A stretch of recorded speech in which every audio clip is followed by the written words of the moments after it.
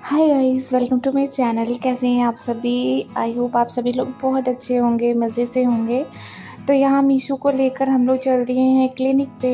मीशू को ना सर्दी लग गई है, इसी की वजह से उससे वैक्सीन भी नहीं पड़ पा रही है 1.5 महीने वाली। तो मैंने सोचा चलो, मैंने काफ़ी दिन से वेट किया कि ठीक हो जाए, पर ठीक नहीं हो रही है। तो अब उसे दिखाना ज़रूरी था, तो लेकर हम गए क्लिनिक पे, वहाँ पे दिखा कर आए। बच्चे का एक अच्छा डॉक्टर मुझे पता चला था। तो इससे पहले मैंने जहाँ दिखाया था, तो वहाँ का दवाई मीशू को सूट नहीं कर रहा है, कोई फ़ायदा नहीं उसको देकर। तो मैंने ना वहाँ पे दिखाया क्लिनिक पे, तो उसकी मेडिसिन अभी चल रही है मीशू की। तो थोड़ा रिलीफ़ उसे है, क्योंकि वो नींद ले रही है, और बच्चा जब नींद लेता है ना अच्छे तरह से, तो रिकवर भी बहुत अच्छे से करता है, और उससे पता चलता है कि हाँ, उसे कोई प्रॉब्लम नहीं है।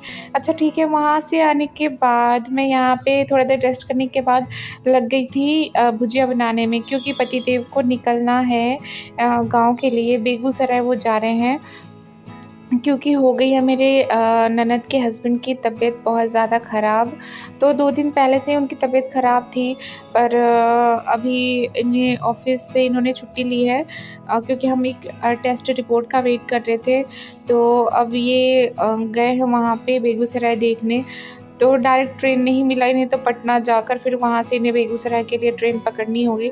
तो यहाँ मैं सिंपल सी आलू और परवल की भुजिया बना रही हूँ, और पूड़ी बनाऊँगी, क्योंकि रास्ते के लिए ना यही सही रहता है। और जेंट्स लोग जो होते हैं वो ज़्यादा कुछ, हम लोग जाते हैं तो ज़्यादा कैरी करना पड़ता है हमें, मतलब ज़्यादा कुछ ले जा पाते हैं, और जेंट्स लोग को ये सब बहुत भारी लगता है।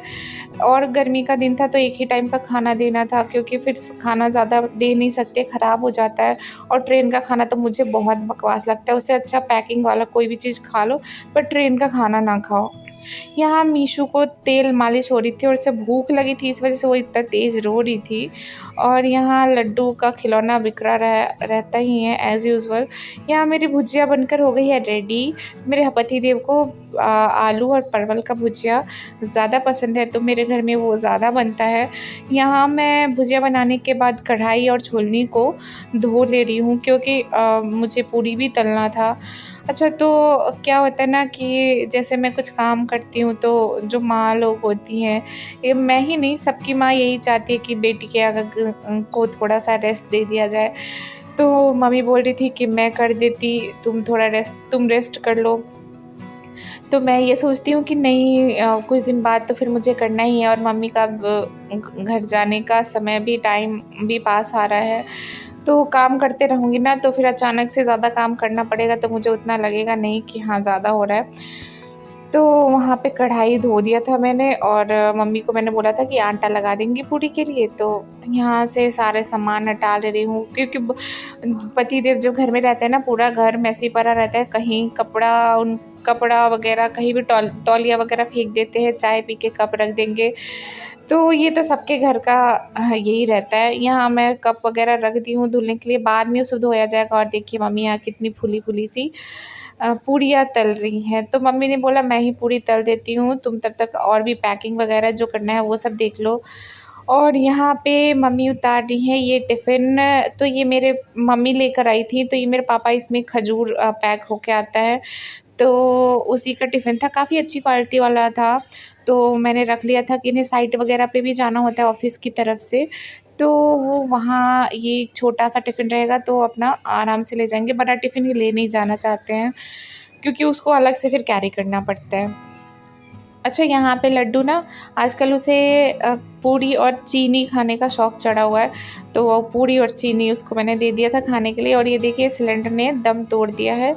यहाँ हॉल का लाइट ऑन कर दिया, क्योंकि अंधेरा हो गया था। और यहाँ पतिदेव फटाफट से तैयार हो रहे थे, तो थोड़ा-सा खाना यहाँ पे मैंने उन्होंने बोला थोड़ा यहाँ खा लेता हूँ, फिर रास्ते के लिए दे देना। तो क्योंकि ट्रेन रात में थी, तो इसीलिए इस टाइम फुल टाइम ऑफ़िस करके फिर ये आ गए थे। क्योंकि ऑफ़िस से भी ज़्यादा छुट्टी लेना भी सही नहीं होगा, क्योंकि हमें जाना है दीपावली के टाइम में भी घर। तो अभी जीजा जी का तबीयत पहले से काफ़ी सुधार है, तो बस ये देखने जा रहे हैं। उसके बाद फिर मतलब अचानक से कहीं किसी को भी कुछ भी हो जाता है, और कहीं भी जाने का प्लान बन जाता है। तो यहाँ पे मैं हस्बैंड जी का सारा सामान अरेंज करके रख दी थी और ओला देख रही थी। उन्होंने बोला ओला देख लो, तो ओला चेक कर रही थी। तो इनका ना ये जो फ़ोन मैंने अभी हाथ में पकड़ रखा है ना, ये मैंने इन्हें शादी में गिफ्ट किया था। और लड्डू ये वाला फ़ोन छीन रहा था मुझसे। वैसे भी इस फ़ोन से ना पता नहीं है बहुत हैंग हो रहा है, क्योंकि लड्डू चलाता है ये फ़ोन, बहुत कुछ इंस्टॉल कर देता है, जिसकी वजह से ये बहुत हैंग होने लगा है। तो मैंने अपने फ़ोन से ओला बुक कर दिया इनके लिए, और ये अपना पैकिंग खुद करते हैं। बस मैं सारा सामान एक जगह इकट्ठे करके रख देती हूँ और ये अपना सारा पैकिंग खुद से कर लेते हैं। तो ये बैग है ना काफ़ी यूज़फुल है। देखने में छोटा लगता है, पर एक आदमी के लिए सारा जितना भी कपड़ा होता है ना वो सब आ जाता है। जैसे ये साइट वगैरह पे जाते हैं ना, तो यही बैग मैं इन्हें देती हूँ, क्योंकि इसमें काफ़ी इनका कपड़ा वगैरह चप्पल वगैरह सारा कुछ इसमें आ जाता है। तो यहाँ इनकी हो गई है पैकिंग पूरी, और ओला कर दिया मैंने बुक, आ गया है ओला और पतिदेव बैठ गए हैं। तो इवनिंग में थोड़ा बहुत रश होता है इसलिए। वैसे हमारे घर से ना 40 मिनट लगता है, न्यू दिल्ली रेलवे स्टेशन से इनका ट्रेन था वहाँ जाने में। तो यहाँ पतिदेव को बोल दिया है बाय, और आज दोपहर में वो पटना पहुँचेंगे, उसके बाद शाम हो जाएगा बेगूसराय जाने में। तो यहाँ पतिदेव निकल गए हैं, और लड्डू भी जाने की ज़िद कर रहा था। उसे ज़बरदस्ती मैंने हाथ में पकड़ के रखा हुआ है, क्योंकि उसे ना घूमना। तो यहाँ पतिदेव जी निकल गए हैं स्टेशन के लिए, और बाहर से आने के बाद लड्डू का होमवर्क भी बनवाना था। तो लड्डू काफ़ी कुछ सीख रहा है। ये सारे स्टैंडिंग लाइन वगैरह तो मैंने उसे पहले भी सिखा रखा है बुक में, तो इसलिए उसे इतना मुश्किल नहीं हुआ ये सीखना। और वो इंटरेस्ट भी लेता है, और स्कूल से आने के बाद ही होमवर्क बनाने की ज़िद करता है। पर कल उसका पेंसिल वो स्कूल में छोड़ कर आ गया था, इस वजह से अभी रात में इसको होमवर्क करवा रही हूँ।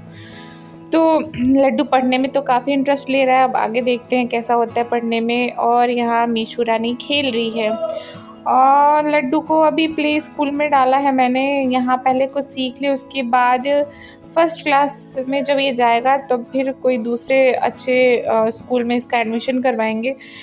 फिर यहाँ लड्डू पढ़ रहा था, मैं सोची तब तक मैं सिलेंडर फिल करवा लूँ। ये देखिए, ये कढ़ाई, एक मैंने आयरन की कढ़ाई मंगवाई है। मैंने बहुत लोग ब्लॉग जो बनाते हैं उनके वीडियो में देखा है कि आयरन की कढ़ाई में वो लोग बनाते हैं, तो इसके अलग ही बेनिफिट होते हैं आयरन की कढ़ाई में सब्ज़ी वगैरह बनाने का।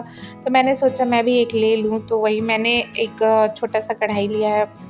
उसके बाद सिलेंडर लेकर मैं आ गई थी। ये हमारा इमरजेंसी कोटा वाला सिलेंडर है, छोटा वाला, क्योंकि ना जब सडनली ख़त्म हो जाता है, हमारे पास एक ही बड़ा वाला सिलेंडर है। अभी हमने कनेक्शन नहीं ले रखा है, इसीलिए गले में कुछ ख़राबी हो गई है। तो यहाँ वो भैया चले गए थे, मैं दुकान के पास ही खड़ी थी। ये उनका शॉप है जहाँ पे सारे कुछ बर्तन वगैरह, गैस चूल्हा वगैरह हाँ मिलते हैं। और वो भैया किसी को सिलेंडर शायद देने गए थे, तब तक मैं यहाँ पे खड़े होकर थोड़ा सा शूट कर ली। तो आज का ब्लॉग आपको कैसा लगा बताइएगा ज़रूर, और मेरे चैनल पे नए हैं तो लाइक शेयर